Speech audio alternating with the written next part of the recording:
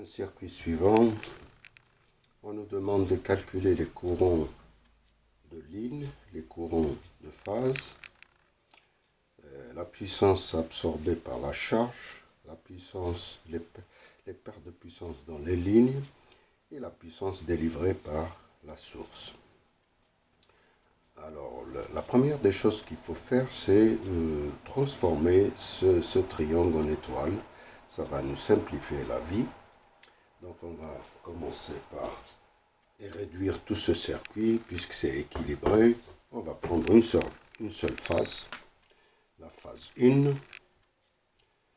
V1. On a la résistance de la ligne, l'impédance. Donc, J.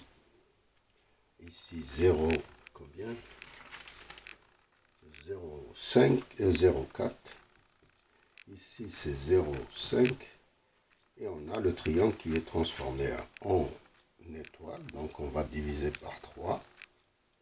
Donc R 24 sur 3. C'est ça.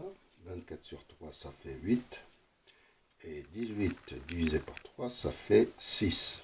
Voilà. On a divisé. Donc on va commencer à calculer maintenant le courant I1. Et voilà, on a tout. Donc I1, c'est égal à V1. V1, c'est 120 et 40 degrés. La référence, V1 divisé par ZL plus Z grand L, c'est la charge. Donc c'est 120 sur 40 degrés. Et 0,5, 8,5 plus J, 6,4. En forme polaire, ça nous donne 120, 40 degrés. Ici, c'est 10,64 et 37 degrés. Donc, on calcule le courant I1, c'est 11,3.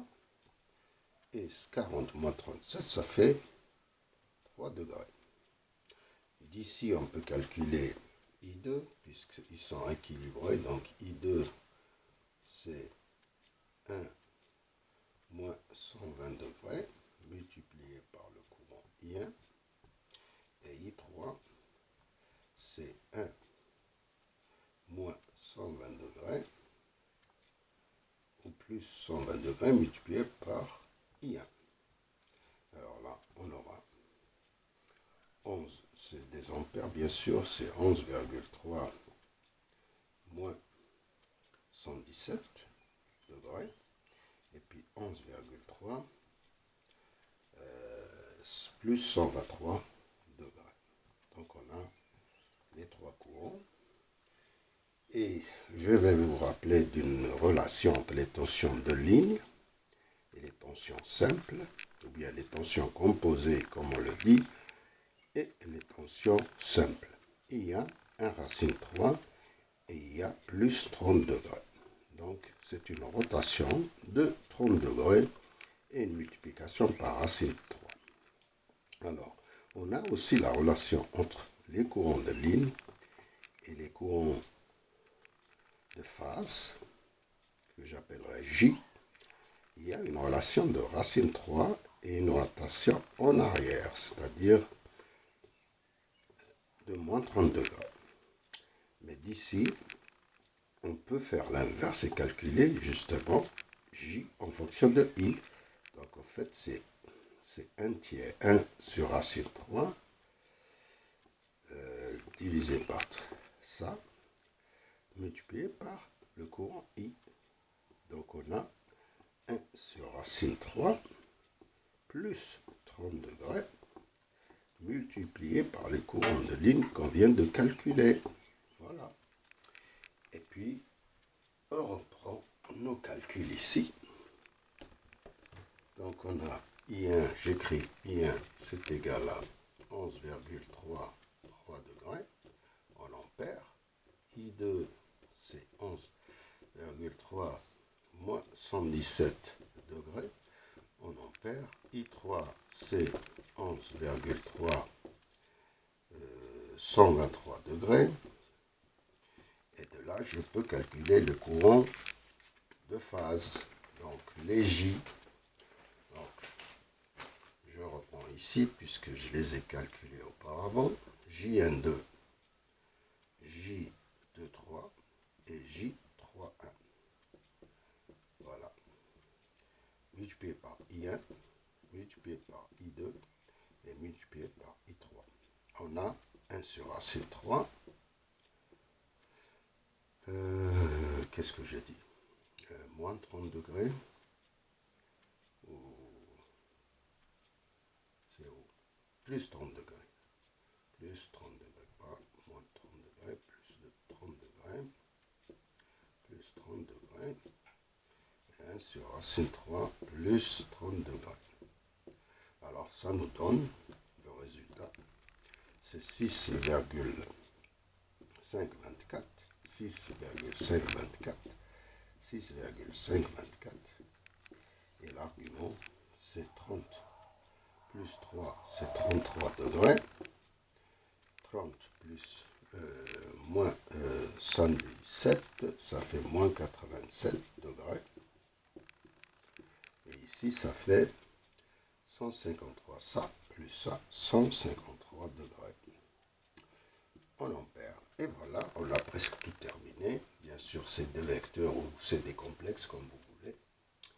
Alors, là, on peut calculer la puissance, par exemple, les pertes de puissance SL, qui est égale 3 fois delta V, chute tension, multiplié par le conjugué de I1 qu'on vient de calculer. Delta V, c'est ZL multiplié par I1. ZL, c'est 0,5 plus J04, multiplié par le courant I1, qui fait 11,3 degrés.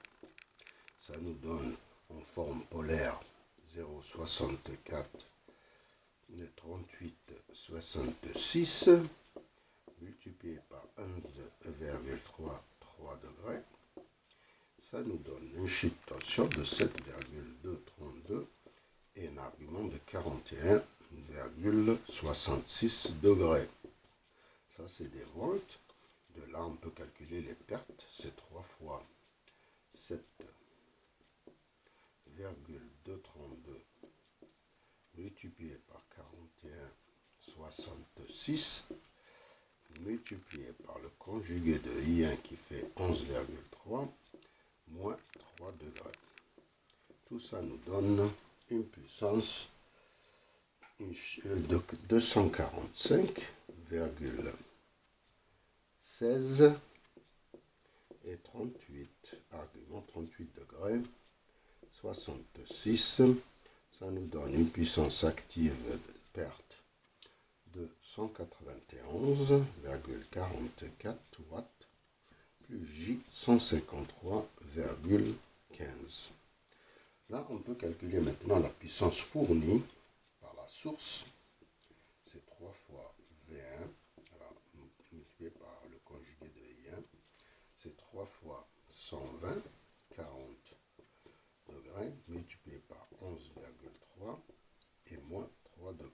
Ça nous donne une puissance apparente de 4068 et 37 degrés de volt-ampère. Donc une puissance active de 3449 plus J 2448 12. Alors la puissance absorbée par la charge, ça va être la différence. Donc c'est S charge absorbée par la charge, c'est SS moins SL. Donc c'est 3449 moins 191,44 et puis plus J 2448,12 moins 153,15. Et voilà, j'ai tout calculé et je vous remercie.